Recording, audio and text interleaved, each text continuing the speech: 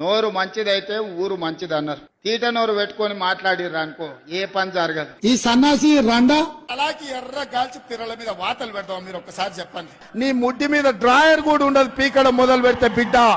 నడి బజార్లో ఉరి తీయాలన్నా 100 మీటర్ల గోతి తీసి పాతి పెట్టాలన్నా ఒక్కనొక్కని పండబెట్టి తొక్కి పేగులు తీసి మెడలేసుకొని ఊరేగుతాం బిడ్డ. లోపల నా కొడుకులు ఛానళ్లు ఉన్నాయి కదా అని అడ్డగోలుగేస్తే చూసుకుంటూ ఊకుంటా అంటారు.